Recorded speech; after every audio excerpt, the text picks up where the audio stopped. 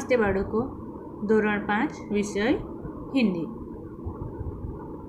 આગલા નેક્સ્ટ વિડીયોની અંદર આપણે પાર્ટ 5 ચિડિયાઘર કી શેર એ પાઠની સમજૂતી જોઈ હતી. ત્યાર પછી એનો અભ્યાસ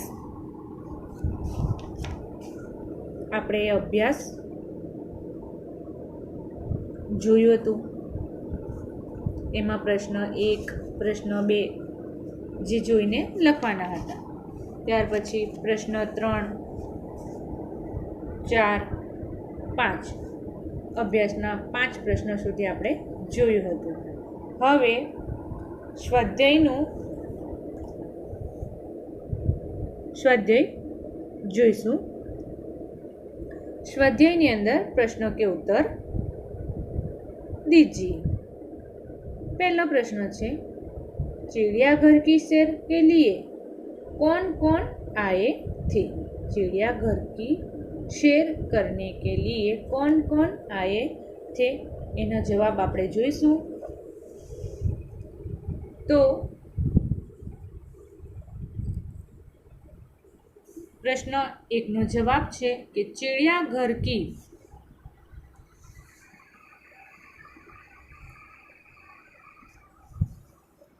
प्रश्न 1 नो जवाब है कि चिड़ियाघर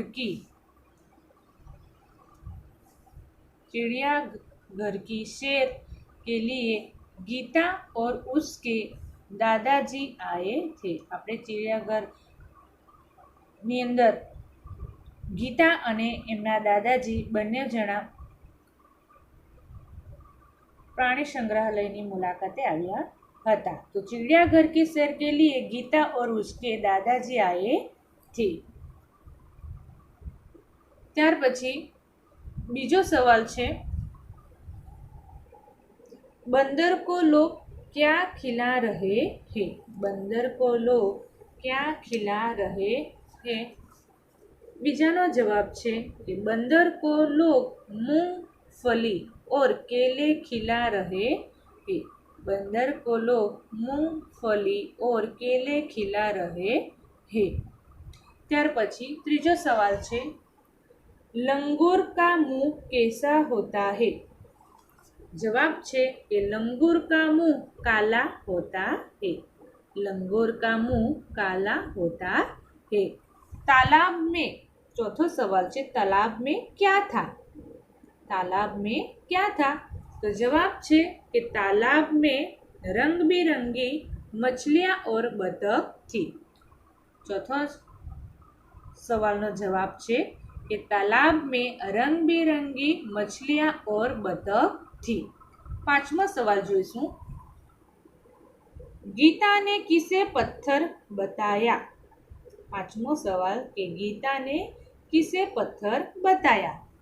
जवाब है कि गीता ने, 5मा नो जवाब है, गीता ने कछुए को पत्थर बताया. गीता ने कछुए को पत्थर बताया. 5मा ने पत्थर बतावे छे. 6ठो सवाल जोईशुं, कछुए का रक्षक क्या है? 6ठा नो जवाब जोईशुं, कछुए का रक्षक उसका आवरण है. कछुए का रक्षक उसका आवरण है. 7मो सवाल, विदेशी पक्षी का नाम क्या था? विदेशी पक्षी का नाम क्या था? जवाब जोईशुं कि विदेशी पक्षी का नाम कातुआ है. विदेशी पक्षी का नाम कातुआ है. 8वां सवाल, सबसे बड़े पक्षी का नाम लिखिए. तो सबसे बड़े पक्षी का नाम क्या है? तो सबसे बड़ा पक्षी शुतुरमुर्ग है. शुतुरमुर्ग है એટલે શાહમૃગ, જે સૌથી મોટું પક્ષી છે.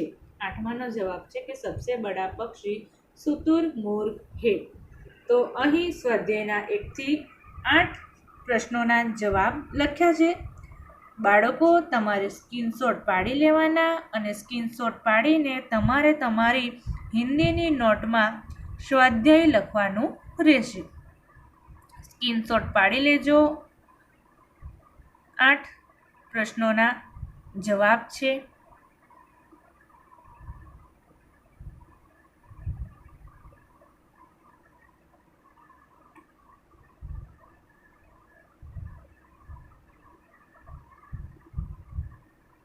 આગળ જોઈશું પ્રશ્ન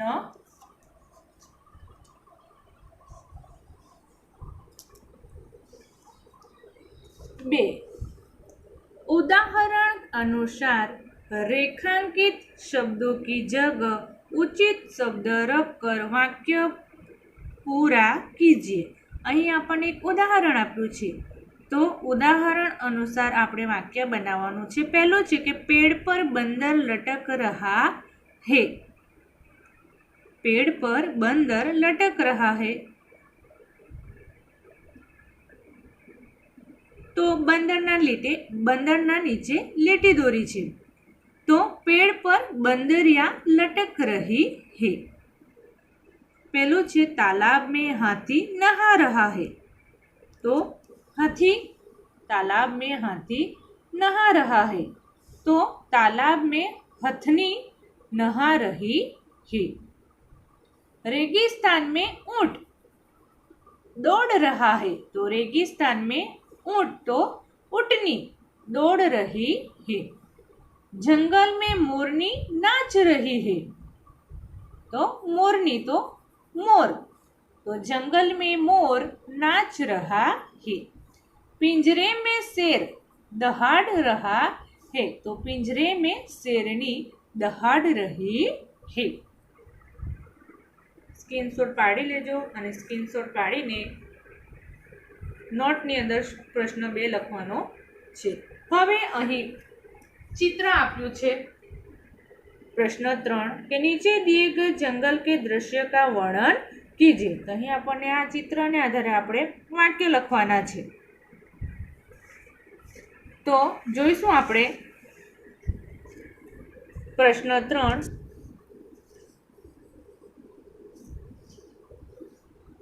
जंगल में बहुत सारे पेड़ दिखाई दे रहे हैं. उनमें से एक पेड़ पर बंदर है. यहाँ बहता हुआ झरना भी है. उसके एक किनारे लंबी गर्दन वाला जिराफ और दूसरे किनारे हाथी खड़ा है.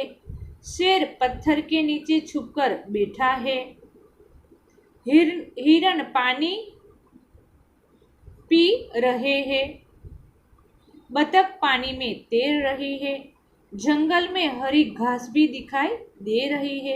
हरी घास पर खरगोश बैठा है. आकाश में पक्षी उड़ रहे हैं. यह जंगल का दृश्य बड़ा मनोहर है. જે પ્રશ્ન 3 છે એની અંદર ચિત્ર આપ્યું છે અને ચિત્રને આધારે આપણે વાક્ય બનાવવાના છે. તો ચિત્રની અંદર શું છે, तो के चित्र में क्या जंगल के जंगल में बहुत सारे पेड़ है. उसमें से एक पेड़ पर बंदर बैठा हुआ है. यहाँ बहता हुआ झरना भी है. उसके किनारे लंबी गर्दन वाला जिराफ और दूसरे किनारे पर हाथी खड़ा है. शेर पत्थर के नीचे छिपकर बैठा है. हिरण पानी पी रहे हैं. बतख पानी में तैर रही है. जंगल में हरी घास दिखाई दे रही है. हरी घास पर खरगोश बैठा हुआ है. आकाश में पक्षी उड़ रहे हैं. यह जंगल का दृश्य बहुत मनोहर है. આવી રીતના તમારે વાક્ય બનાવવાના છે. મેં લખ્યા છે, સ્ક્રીનશોટ પાડી લેજો. સ્ક્રીનશોટ પાડીને તમારે તમારી હિન્દીની નોટમાં લખવાનું રહેશે.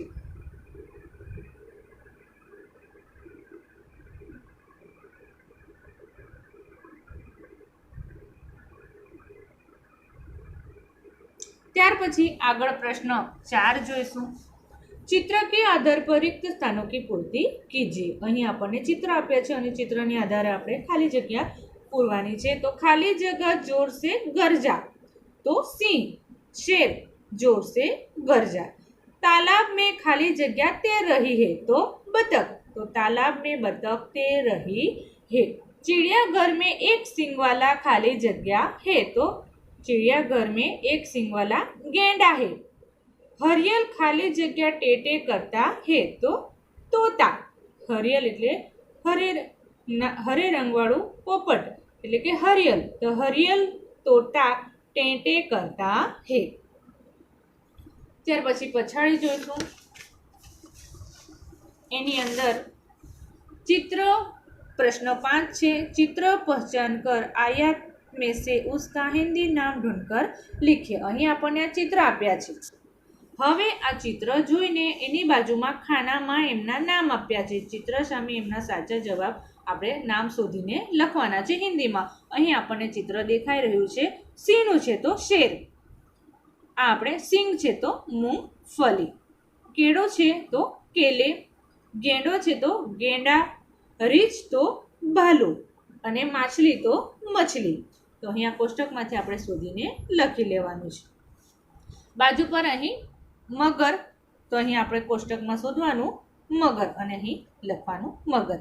ત્યાર પછી ચકલી, જેને ગોરૈયા કહેવાય છે। તોતા પોપટ તો તોતા, કડાકર તો મોર, શાહમૃગ તો શુતુર મુર્ગ, હાથી તો હાથી। તો અહીંયા પ્રશ્ન 5 ચિત્ર જોઈને એમના સાચા જવાબ કોષ્ટકમાંથી શોધીને આપણે લખવાના છે। તમારે પ્રશ્ન 5 નોટની અંદર કરવાનો છે। તો અહીં આપણું પાઠ 5 ચિડિયાઘર કી શેર પાઠ પૂર્ણ થાય છે। સ્વાધ્યાયના પ્રશ્નો તમારે પ્રશ્ન 1, સ્વાધ્યાયના પ્રશ્નો 1 જે નોટની અંદર મેં જવાબ લખીને બતાવ્યા છે એ લખી લેવાનું રહેશે। ત્યાર પછી પ્રશ્ન 2, પ્રશ્ન 3, પ્રશ્ન 4 અને પ્રશ્ન 5 તમારે તમારી હિન્દીની નોટમાં કરવાનું રહેશે। આગલા વિડીયોની અંદર આપણે સ્વાપોથી પૂરીશું। ત્યાં સુધી તમારે હિન્દીની નોટની અંદર શબ્દાર્થ લખવાના, પાઠનું નામ લખજો, પાઠનું નામ લખાઈ જાય પછી શબ્દાર્થ લખજો, શબ્દાર્થ લખાઈ જાય પછી અભ્યાસના જે પ્રશ્નો લખવા આપ્યા છે તે લખવાના અને પછી સ્વાધ્યાયના જે પ્રશ્નો આપ્યા છે તે સ્વાધ્યાયના પ્રશ્નો લખવાના રહેશે। તમારી નોટ ચોપડી સ્વાપોથી ચેક થશે, એટલે દરેક વિદ્યાર્થીઓએ બાકી હોય તો પણ તમારે લખી લેવાનું રહેશે।